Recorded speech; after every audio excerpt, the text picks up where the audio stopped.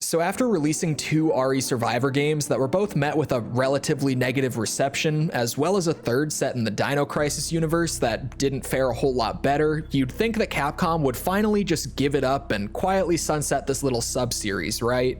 Well, if you've learned anything about this era of Capcom, you'd know that they weren't exactly going to roll over and give up the opportunity to milk the Resident Evil franchise just a little bit more. So naturally, they decided to give a smaller Japanese developer called Cavia the rights to just one more Survivor game, while dropping the Survivor subtitle entirely to avoid the generally negative reputation that it had at this point.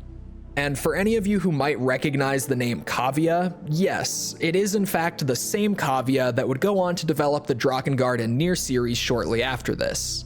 As far as we know, the game had a relatively smooth development cycle, and Resident Evil Dead Aim would eventually be released to the world in February of 2003. And as has been the case for every spin-off we've covered so far, I had never played Dead Aim before doing so for this video. So join me as we take a look back on the fourth and final gun survivor game that Capcom would ever produce.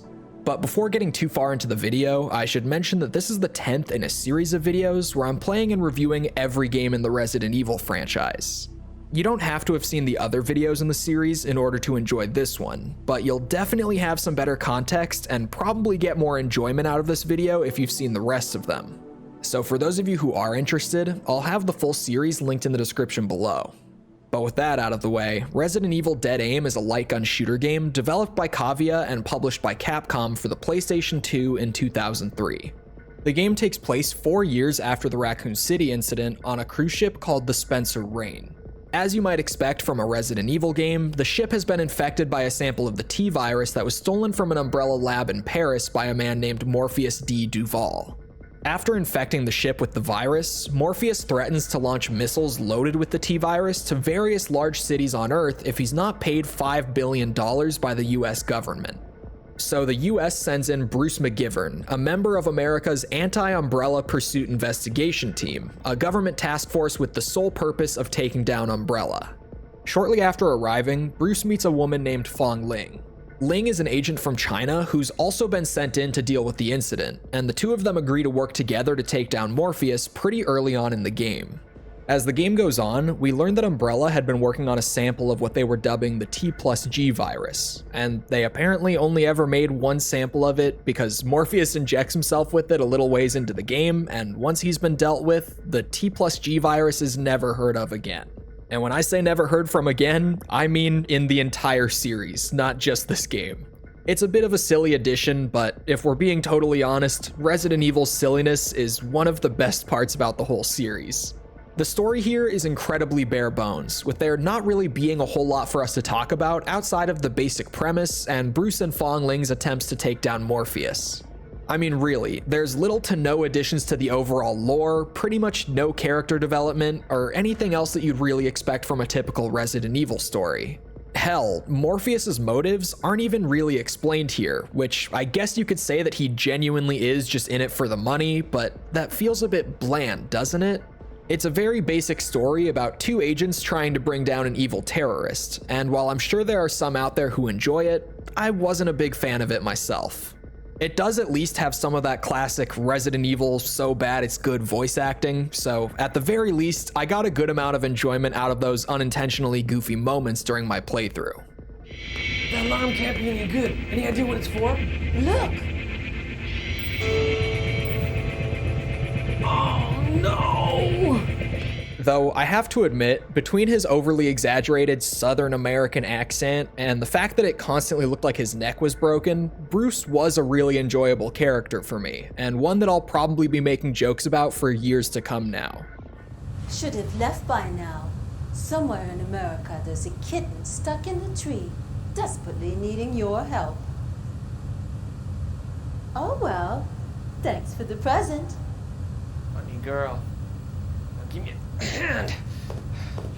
Fong Ling! And while we're on the topic of Bruce's horrifying neck, the visuals in this game are really weird to me.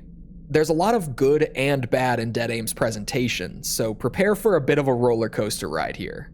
Starting with the biggest thing, the environment design here is really damn good. The Spencer Rain is an incredibly believable looking cruise ship, yet at the same time, the lighting and overall atmosphere keep it feeling distinctly RE. Bruce also has a very Silent Hill 2-esque flashlight in this game, and seeing it light up the environment around him in real time as you move around is a really impressive effect to see running on the PS2. The only thing that I didn't love about the lighting and the environment design here was the super heavy bloom effect that they used. It's normally not much of a problem, but sometimes the camera will catch a light source just right, and it ends up looking super blown out and cheap. And speaking of cheap looking effects, Dead Aim has this super strong blur filter over it the whole time that leaves the overall image looking pretty hazy. I can't really tell what exactly this blur effect is, but since it looks so much worse during moments where I'm swinging the camera around a lot, I'm inclined to think that this is just a really low quality motion blur effect that's being applied to the entire screen. So if you've noticed the footage here just looking really blurry at times and you feel like you're having a hard time making out the finer details, well, don't worry because it's not just you. Oh, and I have to give a major flash warning before talking about this. Like, seriously, if you're sensitive to flashing lights at all, just do what you need to do until I'm done talking about it. But this game has a ridiculous flashing effect when firing automatic weapons like the machine gun. I mean, seriously, I'm not someone who's sensitive to flashing lights, but even using the machine gun for like 30 seconds at a time would start to give me a major headache in this game. And to make it even better, there's no warning in the game itself or on the game case about these flashing lights. But there is a single mention of the intense flashing in the game's manual, so good job, Capcom, I guess. I did, however, think that the monsters looked really good here. Not necessarily in terms of their modeling or texture work, as if you get really close to them, you can definitely see that they aren't the most impressive in terms of pure visual fidelity. And on top of that, some monsters like the Hunters just look a little weird in this game compared to earlier entries. But where Dead Aim's monsters end up looking really damn good is in their animation work. The way that the zombies stumble around while moving towards you is that perfect blend between believable and uncanny, and the more agile monsters in the game, like the Hunters, really give you that feeling like you're being chased down by a biologically engineered killing machine. So like I said, the visuals are a bit weird. The game looks amazing for its time in some respects, but also just looks kind of off in others. It leads to an overall look that's somewhat difficult to judge, but does look pretty good aside from its few weird quirks. That's enough time spent on the visual presentation though, so let's get into how the game actually plays. The biggest difference here from the previous Survivor games is that this game now largely plays from a third-person perspective, but when aiming and firing weapons, it switches back into that first-person perspective that we've come to know the Survivor games for. The game was made with the GunCon 2 controller in mind, and unlike the original Survivor, we actually got a version of the game that's compatible with the GunCon here in the West. You can still play with the DualShock 2, of course, but the controls are a little more awkward compared to those on the GunCon, particularly because the shooting is much less precise on the DualShock's thumbstick. The game does make use of both thumbsticks on the DualShock, with the left moving your character and the right aiming your weapon as you might expect. But for whatever reason, it also still uses tank controls. Pushing left or right on the left thumbstick will just rotate your character left or right, and the right thumbstick can only be used to aim when standing still and using the game's first-person mode. This seemed like a weird design decision to me at first, but then I remembered that the game was primarily made for the GunCon, so completely changing the way that the movement works just for the DualShock controller wouldn't have made much sense. So if you're looking to check this one out for yourself, just be warned that it's perfectly playable on a DualShock, but might feel a little bit stiff compared to playing it on a GunCon. In general though, this game feels very similar to the original Survivor. It's a very linear campaign where you move through smaller areas while blasting through groups of zombies and other BOWs along the way. From time to time, you'll come across rooms that you don't need to go into, but you might find an extra healing item or some extra ammo in the room if you do so. One major difference from the original Survivor though, is that the ammo for your basic handgun is no longer unlimited, placing more of an emphasis on ammo conservation and making it feel like a traditional Resident Evil game in that sense. It led to me running past a bunch of the enemies during my playthrough so that I could save my ammo for later, which I wasn't expecting to do in a light gun shooter, but I do appreciate them trying to make Dead Aim feel a little more in line with what players have come to expect from the franchise. And since we're already talking about ammo, the inventory has gotten a bit of a redesign here. Instead of having unlimited space like it did in the first Survivor, the inventory has now been split into 3 different sections. First, there's the weapons section, which is just for you to hold all your different guns and does still have unlimited space. Second though, there's the ammo section, which is limited to 6 slots. So even though you can carry all weapons in the game at all times, the amount of ammo you can carry is now limited, which means you'll have to decide how much of each ammo type you want to carry around at any given time.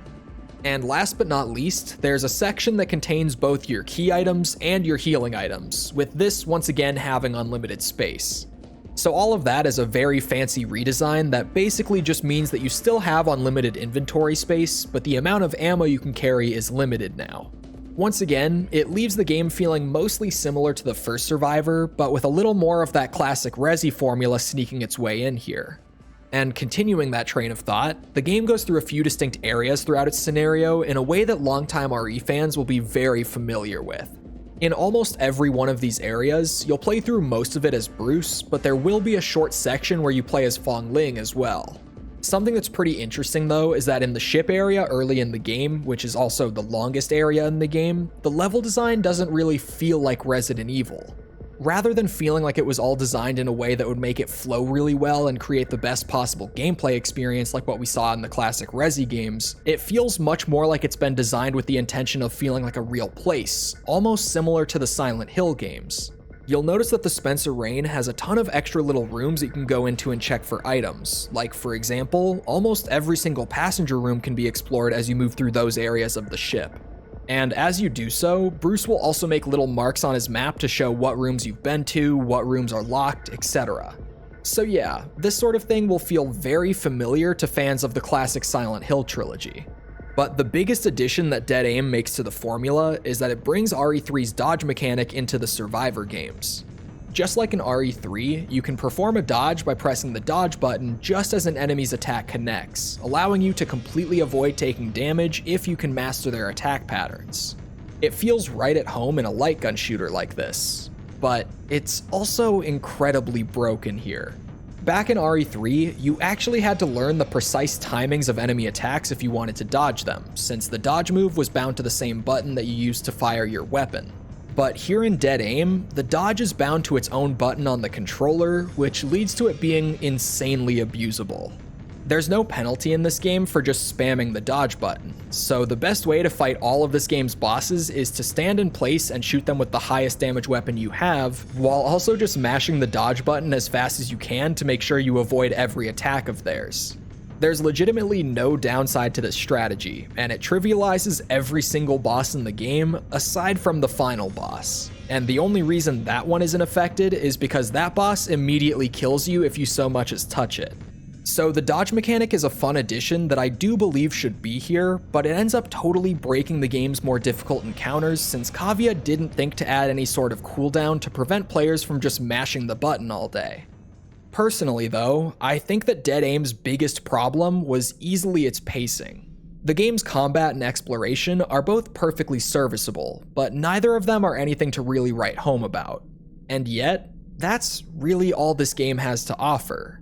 You'll be running through hallways and small rooms shooting monsters from start to finish, with no puzzles or anything else like that to come in and break up the pacing a bit. The opening areas on the ship feel a lot better in this regard thanks to all the extra rooms you can explore, but after that, you're basically just running in a straight line and shooting for the rest of the game.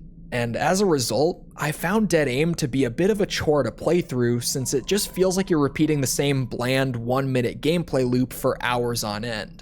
Granted, the game is only about 3 hours long on a first playthrough, and definitely shorter than that if you know where you're going. But the clunky gameplay and the poor pacing definitely made it feel like it took longer than that for me personally. And once you've finished the game, that's kind of it. Unlike the first Survivor, there are no branching paths to incentivize you to replay the game and see more of it, though you can still complete some challenges to unlock infinite ammo for your weapons if that's your thing. So overall, Resident Evil Dead Aim is a game that I have very mixed feelings on. Early on in my playthrough, I was really pleased to see that the game took the original Survivor's formula and made a bunch of meaningful improvements on it. But the more time I spent with the game, the more Dead Aim's unique issues and quirks started to make themselves apparent, and I really found myself enjoying the game less and less as it went on. Still, it's easily the best of the Gun Survivor games, and I definitely think that the team could have made something genuinely really good if they had been given the chance to make a sequel to this one and improve on it. But unfortunately, Dead Aim's lukewarm reception would finally be the straw to break the camel's back, and Capcom would never greenlight another game in this little series again.